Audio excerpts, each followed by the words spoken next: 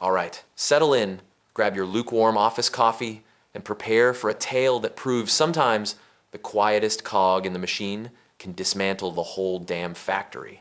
This is the story of Mike, an IT support specialist whose superpower wasn't fixing printers, but understanding the intricate, often grimy underbelly of corporate operation. Our setting, a sprawling, soulless office building, the kind where the carpet always smells faintly of desperation and stale pizza. The air conditioning hums a monotonous tune, a soundtrack to souls slowly being chipped away one pointless meeting at a time. Mike was one of those souls. For years, he'd been the invisible backbone of this operation, the guy who knew where every server lived, why the network choked on a Tuesday afternoon, and, more importantly, the guy who noticed things others conveniently missed.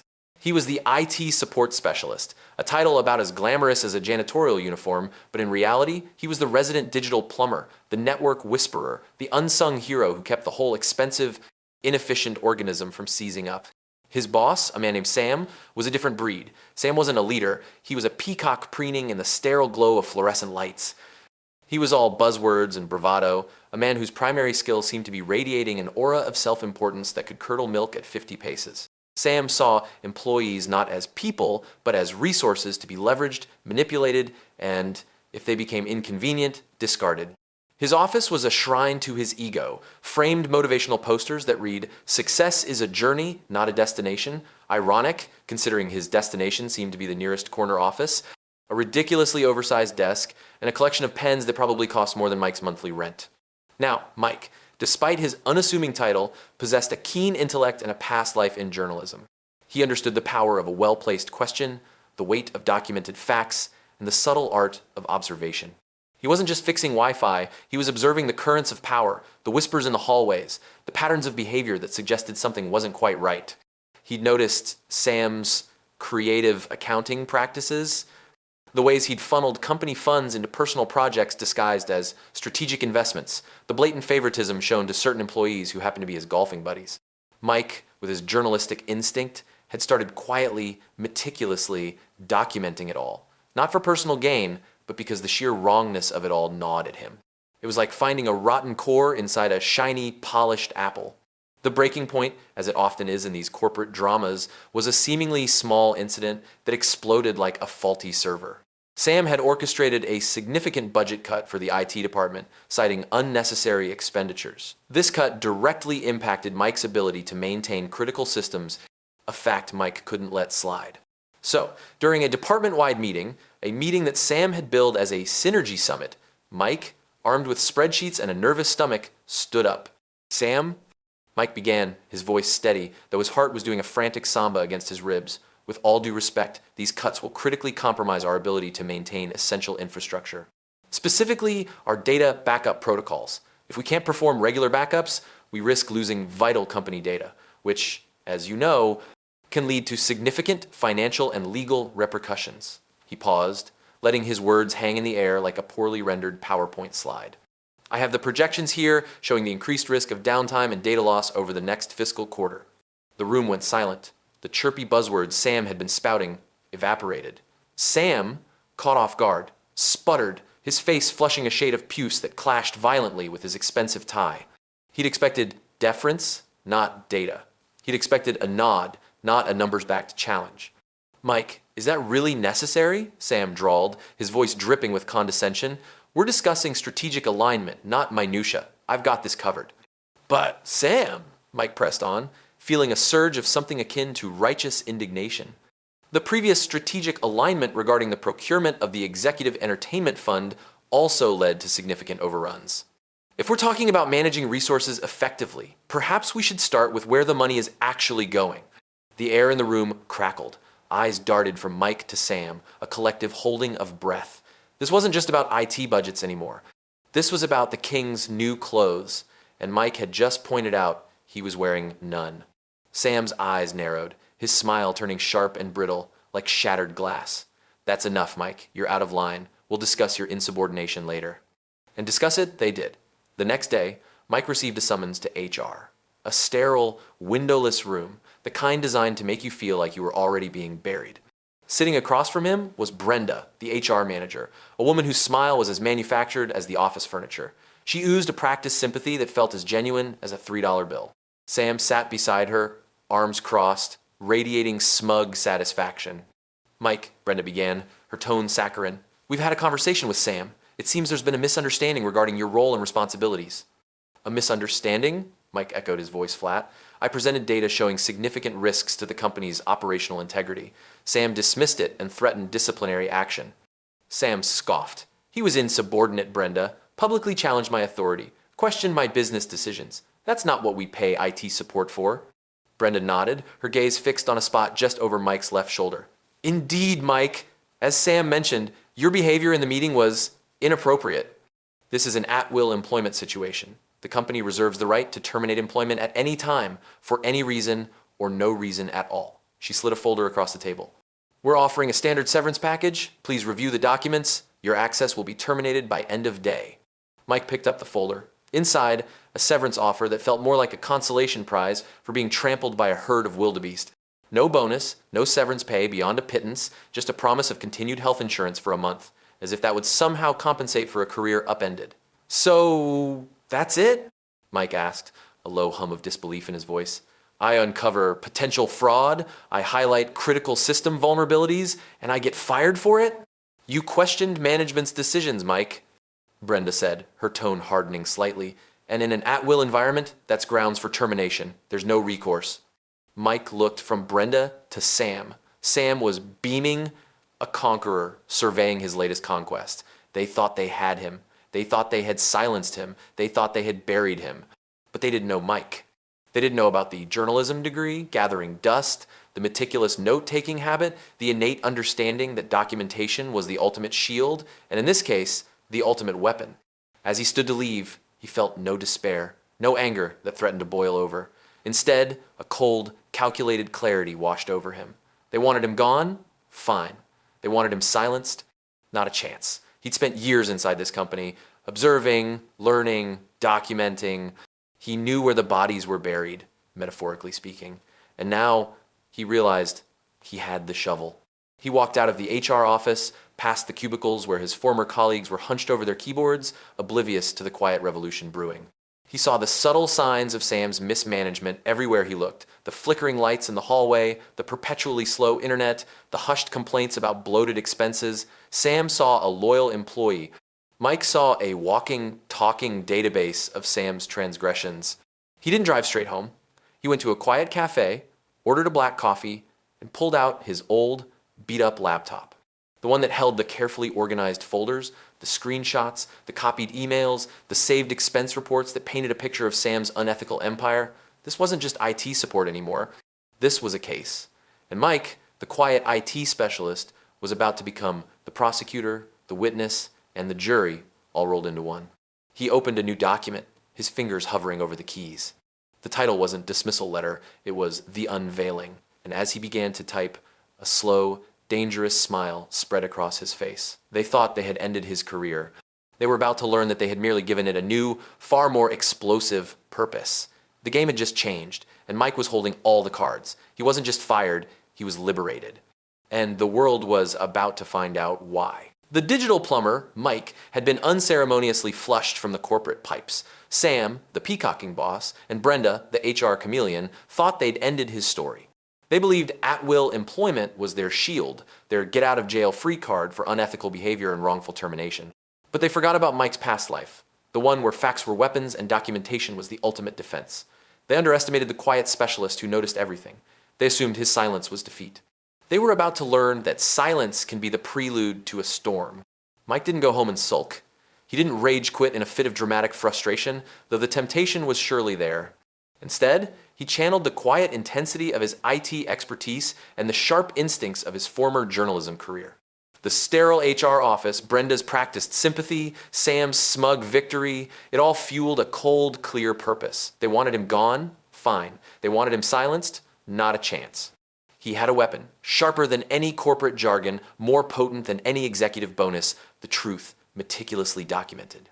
He didn't even make it to his own apartment before the real work began. He found a quiet, independent coffee shop, the kind with mismatched furniture and the scent of roasted beans thick in the air. He pulled out his personal laptop, a sturdy, reliable machine that had seen him through countless late nights troubleshooting server crashes. The coffee was strong, the ambient hum of conversation, a comforting backdrop to the storm he was about to unleash. He opened a series of meticulously organized folders. This wasn't just data, it was evidence.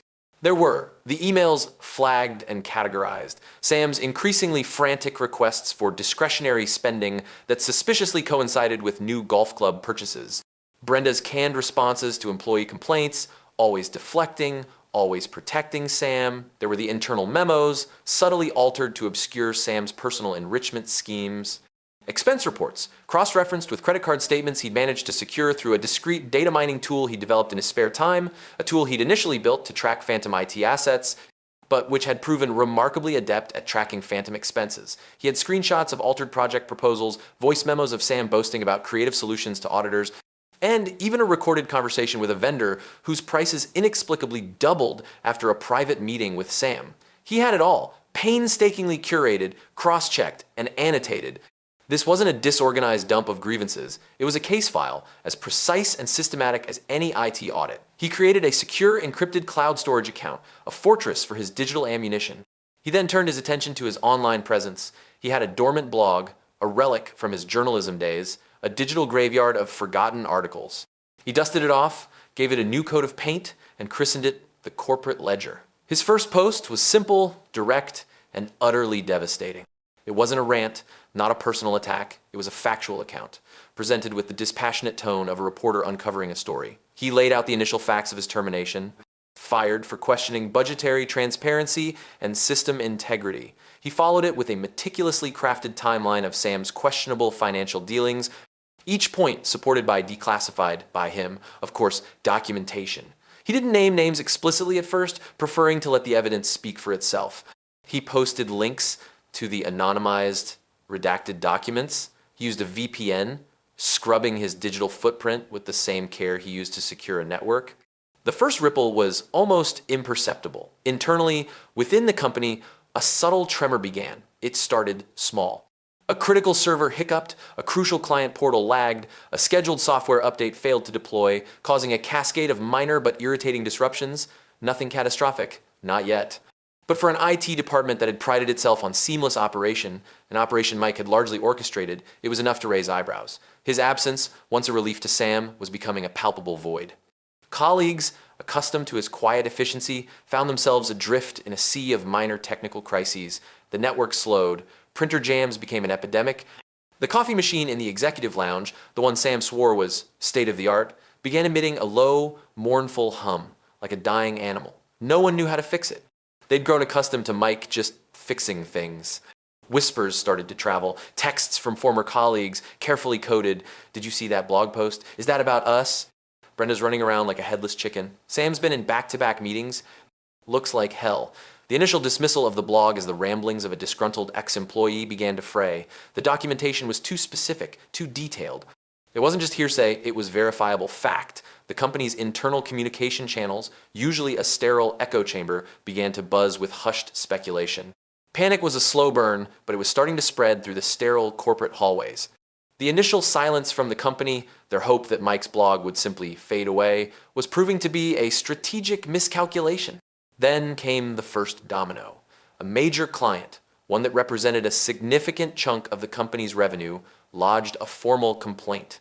Their primary integration system, which Mike had personally overseen and maintained, was experiencing persistent data corruption issues. Their account manager, a seasoned professional who had a good working relationship with Mike, was stonewalled by Brenda's office. When she finally escalated, citing potential financial losses, Sam's response was dismissive, blaming routine system maintenance. But the client knew better. They'd seen Mike's work. They knew this wasn't routine. They also, coincidentally, had a subscription to one of the niche tech news outlets that Mike had subtly tipped off. Mike, watching this unfold from the digital sidelines, knew it was time for his precise strike. He didn't engage directly with the client. That would be too obvious. Instead, he sent a single, polite, and utterly devastating email. It was addressed to the head of the company's legal department and the chief compliance officer. The subject line was simple, regarding potential data integrity concerns and related documented irregularities. The body of the email was brief. He stated, with unnerving calm, that he had been terminated for raising concerns about budgetary transparency and data security. He then attached a single, heavily redacted document, a financial report that clearly showed a pattern of improper fund allocation that directly impacted IT infrastructure maintenance. He didn't accuse anyone. He simply presented the evidence and stated that he believed it warranted a thorough, independent review. He included a polite but firm note stating that he was cooperating fully with any such investigation and had preserved all relevant documentation. The impact was immediate. The legal department, which had been blissfully unaware of the full extent of Sam's machinations, went into a controlled frenzy. The compliance officer, a stickler for regulations, saw red flags waving like a parade. The email, combined with the client complaint and the growing buzz from Mike's blog, was the perfect storm. It wasn't a lawsuit, not yet. It was a formal inquiry, a procedural awakening that they couldn't ignore. The company's leadership, previously so assured of their control, suddenly felt the ground shift beneath their feet. The quiet IT specialist, the one they dismissed as irrelevant, had just reminded them that integrity wasn't just a buzzword, it was a legal and ethical obligation. They realized, with a dawning horror, that Mike wasn't just gone. He had become a meticulously documented problem, and they were caught in his carefully laid trap. The game had changed, and they were already 2 moves behind. The sterile quiet of the corporate boardroom had been replaced by a frantic cacophony. The hum of servers, once a testament to Mike's diligent work, was now drowned out by the frantic clicking of keyboards and the hushed, panicked voices of executives. The legal department, armed with Mike's meticulously presented evidence, had initiated an internal investigation, a swift and unforgiving scalpel dissecting Sam's reign of financial mismanagement. The compliance officer, a woman with a gaze as sharp as a laser pointer, had unearthed enough discrepancies to make even the most seasoned auditor blush. The company's stock had seen a subtle dip, enough to attract unwelcome attention from analysts and, more importantly, from the board of directors. Mike's blog, The Corporate Ledger, had become an underground phenomenon, dissecting each new development with the precision of a forensic accountant. Then came the call. It wasn't from Brenda, it wasn't from Sam, it was from the CEO himself, Mr. Sterling, a man known more for his impenetrable aura of authority than for his actual engagement with the day-to-day operations. The phone rang on Mike's personal line, a number he'd only shared with a select few. He let it ring for a beat, savoring the moment. He was no longer the invisible IT guy. He was the gatekeeper, the one holding the keys to their reputational survival. "Mike, is that you?" Sterling's voice was strained, a stark contrast to the usual booming confidence. "It is," Mike replied, his voice calm, even. He was sitting in his usual spot at the coffee shop, laptop open, a fresh cup of black coffee beside him. "Look, Mike, we need to talk. This situation has escalated beyond what we anticipated. The legal department has found things, significant things that, frankly, could be very damaging." Sterling paused, then plunged ahead. "We understand you have documentation, a lot of documentation. We'd like to discuss a resolution." Mike leaned back, a slow, almost imperceptible smile spreading across his face. This was it, the moment of reckoning. "A resolution, Mr. Sterling? After I was terminated for voicing concerns about system integrity and financial transparency?" "Yes, Mike, we admit there may have been oversights, misjudgments, but we want to rectify this. We value your expertise, your commitment to this company." The CEO was practically begging the veneer of corporate dominance, cracking under the strain. Mike took a sip of his coffee. "My expertise is valuable, Mr. Sterling. My commitment, however, is to integrity. And that's something I'm afraid this company demonstrated a severe deficit in." He paused, letting the weight of his words settle. "However," he continued, his tone shifting, becoming sharper, more strategic, "I'm not unreasonable. I believe in finding solutions, but solutions require more than just an apology." He then laid out his terms, not as demands, but as 2 clear pathways. Option A, he began, his voice measured, is a path towards damage control. "For the company, this means immediate reinstatement for me, with full back pay, a substantial bonus, and a newly created role, head of corporate ethics and compliance. It also means certain changes in leadership. Sam and Brenda would tender their resignations, effective immediately. Their departures would be handled quietly, with no public statement beyond a standard HR announcement about restructuring." He let that sink in. "For me, it's a chance to ensure this never happens again. For the company, it's a contained crisis, a swift correction." He paused again, letting the implied threat of option B hang in the air. "Option B," Mike continued, his voice dropping slightly, carrying an undeniable weight of consequence, is less collaborative. It involves me releasing the full, unredacted documentation to all major news outlets and regulatory bodies. This would include detailed financial improprieties, evidence of obstruction of justice, and a clear trail of unethical practices that would undoubtedly lead to significant fines, lawsuits, and irreparable damage to the company's reputation. In this scenario, I would also seek a substantial financial settlement for wrongful termination, punitive damages, and the loss of future earnings. This path would likely result in the ousting of not just Sam and Brenda, but potentially several members of the board and even yourself, Mr. Sterling. Silence stretched on the line, broken only by Sterling's ragged breathing. The choice was stark, brutal, and entirely of their own making. Sterling finally spoke, his voice a thin, reedy whisper. We'll take option A, Mike. Of course, whatever you say. Just make this go away. The resolution was swift and, for the company, incredibly costly, though far less so than option B. Within 24 hours, Sam and Brenda were informed of their voluntary departures, their severance packages significantly less generous than they might have been had they not been complicit in such a colossal blunder. The press, tipped off by Mike's preliminary blog posts, received a carefully worded press release about a strategic restructuring and a new leadership initiative focused on ethical governance. No one mentioned Mike by name, but the subtle implication of a house cleaning was clear. Mike, the former IT specialist, was reinstated. Not to his old desk, not to the dimly lit server room. He was given a spacious corner office overlooking the city he'd once felt so adrift in. His new title, Head of Corporate Ethics and Compliance, was emblazoned on his door. His bonus was indeed substantial, enough to ensure his financial security for years to come. He walked back into the building, not as an employee seeking to reclaim his place, but as a guardian, a sentinel. The atmosphere in the office was palpably different. A quiet respect, tinged with a healthy dose of fear, followed him. The peacock, Sam, was long gone, banished without ceremony. Brenda, her HR charisma evaporated, was nowhere to be seen. The air, once thick with unspoken corruption, now felt cleaner, charged with a new, albeit cautious, sense of accountability. Mike didn't gloat. He didn't revel in the downfall of his former tormentors. His satisfaction came from the quiet hum of integrity finally asserting itself. He began implementing new protocols, transparent reporting systems, and ethical training programs. He ensured that the systems he had once maintained were now built on a foundation of trust, not deceit. He had turned his firing into a catalyst, a harsh but necessary reset. As he looked out his new office window, watching the city lights twinkle like scattered data points, he reflected on the journey. It wasn't about revenge. It was about justice. It was about the quiet power of truth, the unwavering force of documentation, and the undeniable fact that even the most insignificant seeming cog in the machine could, with the right leverage and the right timing, dismantle the entire operation. And as for the rest of you watching this unfold, if you've ever felt overlooked, underestimated, or unfairly dismissed by the corporate machine, remember Mike's story. If witnessing this corporate hubris meet its match and a quiet specialist bring down a toxic boss with nothing but his integrity and a keyboard ignites something within you, consider hitting that like button. Subscribe to ensure you don't miss our next tale of corporate reckoning, because sometimes the smallest act of defiance can lead to the biggest victory.